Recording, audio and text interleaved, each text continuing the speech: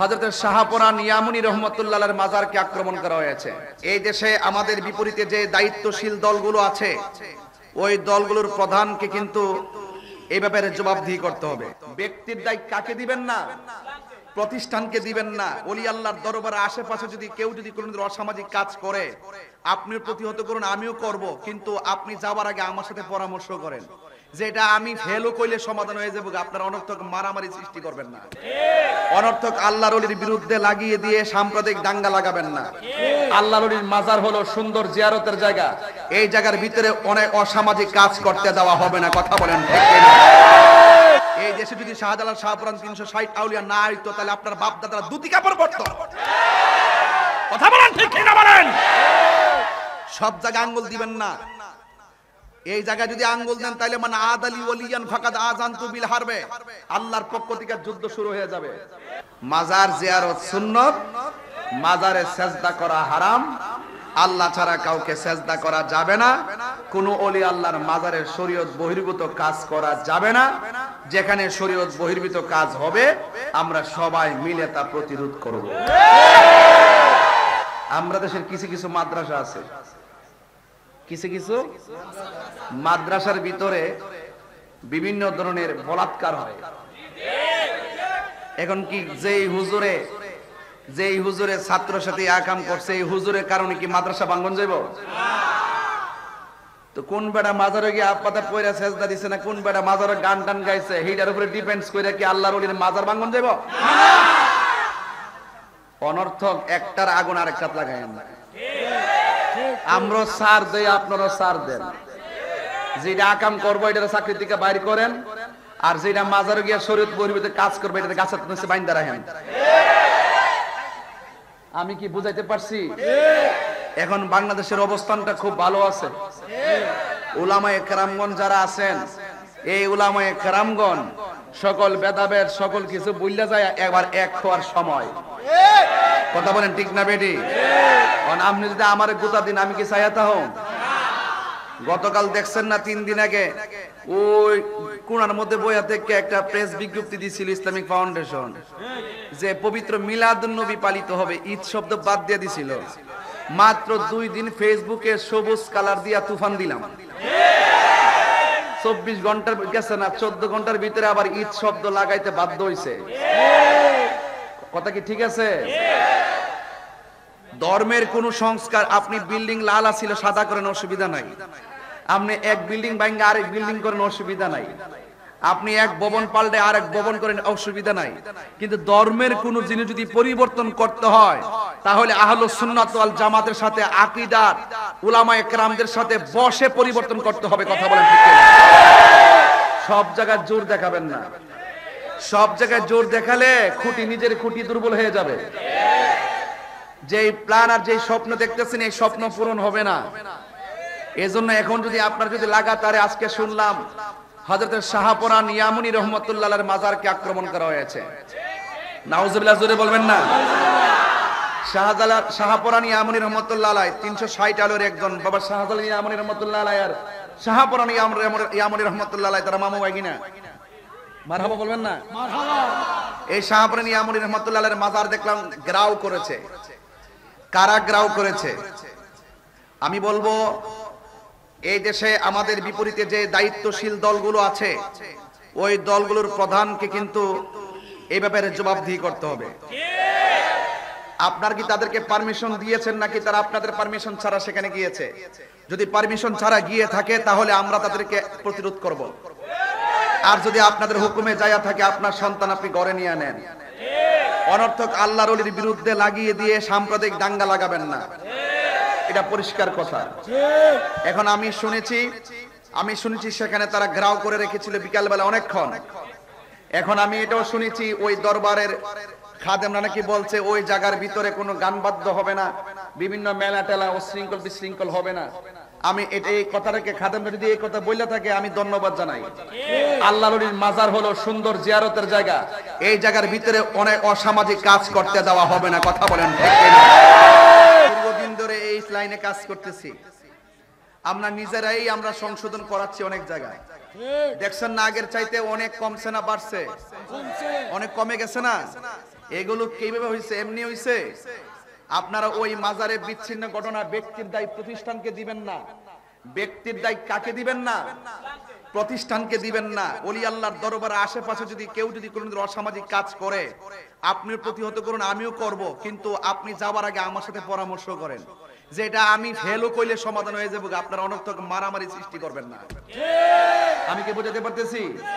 এখানে আল্লাহ না করুক ওখানে শাহপুরানী আমার মাজারে যদি একটা মারামারি হইতো, 100 লোক যদি মারা যেত, এটা দায়ভার কে নিত? অনর্থক আল্লাহর ওলিদের মাজার জিয়ারতের জায়গা, আল্লাহর ওলিদেরকে সম্মান করতে হবে। এই দেশে যদি শাহজালাল শাহপুরান 360 আউলিয়া না হইতো, তাহলে আপনার বাপ দাদারা দুটি কাপড় পরতো। কথা বলেন ঠিক কি না বলেন? সব জায়গায় আঙ্গুল দিবেন না। এই জায়গায় যদি আঙ্গুল দেন তাহলে মানে আদালি ওলিয়ান ফাকাদ আযানতু বিল হারবে, আল্লাহর পক্ষ থেকে যুদ্ধ শুরু হয়ে যাবে। এটার মোকাবেলা আপনি করতে পারবেন না। আপনি কি মনে করেন যে আপনি ক্ষমতা পেয়ে গেছেন? এতই সোজা। ওয়া তুইজ্জু মান তাশা ওয়া তুযিল্লু মান তাশা। আল্লাহ যারে যতদিন ক্ষমতা দিবে ততদিন থাকতে পারবে, এর বাইরে 1 সেকেন্ড থাকতে পারবে না। এখানে কাহার ক্ষমতা চলে যাওয়ার ক্রেডিট কাহারও না, এটা স্বয়ং আল্লাহর পক্ষ থেকে নির্ধারিত। কথা বলেন ঠিক কি না? এইজন্য যুবক ভাইয়ের আমার, আমরা আহলুস সুন্নাত ওয়াল জামাতের মানুষ, শান্তিপ্রিয় মানুষ। আমরা শান্তিতে বিশ্বাস করি, শৃঙ্খলায় বিশ্বাস করি, ভালোবাসায় বিশ্বাস করি, সম্প্রীতিতে বিশ্বাস করি। আমরা অত্যন্ত নরম প্রকৃতির মানুষ, তাই বলে আমরা দুর্বল না। আপনাকে আমি সালাম দিয়েছি, এটা আমার দুর্বলতা নয়, এটা আমার পারিবারিক শিক্ষা, এটা আমার আদর্শ। এইজন্য আল্লাহর ওলির মাজার লাগাতার যদি মনে করেন যে ভাঙতে শুরু করবেন, তাহলে আমরা যদি প্রতিরোধ করে দাঁড়িয়েই যাই, তাহলে কি হবে জানেন? হয়তো আপনি মরবেন, নাইলে আমি মরব। দিন শেষে দেশের অস্থিতিশীল পরিবেশ সৃষ্টি হবে, কোন সন্তান, কোন মা তার সন্তানকে হারাবে। কথা বলেন ঠিক কিনা? আমি এই সাম্প্রদায়িক দাঙ্গা আমি চাই না। আমি আশা করব আজকে থেকে কোন মাজারে আপনারা আক্রমণ করবেন না। আপনারা যদি একান্ত যদি কোনো জায়গায় যদি অসামাজিক কাজ হয়, শরীয়ত বহির্ভূত কাজ হয়, দেশে আইন আছে, প্রশাসন আছে, আপনারা তাদের কাছে যান, তাদেরকে নোটিশ করেন, আইনের মাধ্যমে প্রতিহত করেন। আইন যদি হাতে তুলে নেন, কোনো এক সময় কিন্তু আপনার বিরুদ্ধে অনেক লোক দাঁড়িয়ে যাবে। কথা বলেন ঠিক কিনা? এটা তখন আপনি টেকেল দিতে পারবেন না। এই দেশে শতকরা 45% ভোটারই হলো সুন্নিরা। এই দেশে শতকরা 95% হলো সুন্নিরা। আমাদের সুন্নিরা হলো তৃণমূলে, ঘরে ঘরে আমাদের সুন্নি আকাবাররা আছে। কথা বলেন ঠিক কিনা? আমাদের বাংলাদেশে এমন দরবার আছে, 3টা দরবার যদি আসে, ঢাকা শহরের অলিতে গলিতে ভরপুর হয়ে যাবে। সকল সুন্নি দরানা দরবারকে বলবো আর খানকায় বসে থাকবেন না। আপনার দরবারে যদি অসামাজিক কাজ হয়, আপনি প্রতিহত করুন। আপনি প্রতিহত করে ওয়াদা করুন। আহলে সুন্নাত ওয়াল জামাত লিয়াজু কমিটি হয়েছে, 3টা সুন্নি জামাতের কমিটি ছিল, সবগুলো ঐক্যবদ্ধ হয়েছে। পাশাপাশি যত বৃহৎ দরবার আছে, প্রত্যেকটা দরবারকে বলবো, আপনার দরবারের শরীয়ত বহির্ভূত যদি কাজ হয়, কোন ধরনের সাজদা যদি হয়, কোন ধরনের অসামাজিক কাজ যদি হয়, কোন শরীয়ত বহির্ভূত কাজ যদি হয়, এগুলোর বিরুদ্ধে ওই দরবারের পীর সাহেব রুখে দাঁড়ান। আপনি যদি রুখে দাঁড়ান আর আহলে সুন্নাত ওয়াল জামাতের পতাকা তলে আসেন, আপনার দরবারের দিকে চোখ তুলে তাকাইবার সময় বিশ্বের কারো হবে না।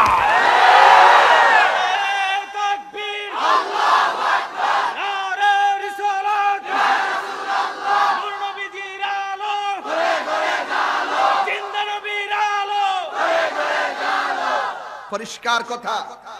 আমার কথা কি রাজনীতি গন্ধ খুঁজতেছেন? তাহিরি হুজুরের বাংলাদেশে তথাকথিত কোন রাজনীতি দলের সদস্য ছিল না, কিন্তু আমার কথা কোনো রাজনীতি গন্ধ খুঁজবেন না। আমি সাদাকে সাদা বলি, কালোকে কালো বলি। আপনি বলুন, আমার পক্ষে বিপক্ষের বহুত লোক আছে এখানে।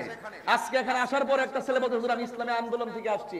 আমি বলছি তুমি বসো, ওয়া শুনো, মারহাবা গো। শুনেন, সুন্দর একটা সময় আছে। আপনারা মনে করতেছেন যে টাস করে মাজার মধ্যে বাইঙ্গে একবারে সব দাফন করে দিবেন, দরবারটা বাড়ায়েন না। যতটুকু আছে ততটুকু থাকেন, পারলে মাইনাস নয় মেনেস চাই, সুন্দর একটা বাংলাদেশ চাই। আমার মাঝে দোষ থাকলে আমার দয়া বুঝাই দেন, আপনার মাঝে দোষ থাকলে আমি বুঝাইয়া দিব। ওইলে আমারে বুঝাইয়া নিবেন, নাইলে বুঝ যাইবেন। এর বাইরে আমি কোনো কথা জানি না। আমি বলছি সুন্নিরা মিলাদুন নবীও মানে, সিরাতুন নবীও মানে।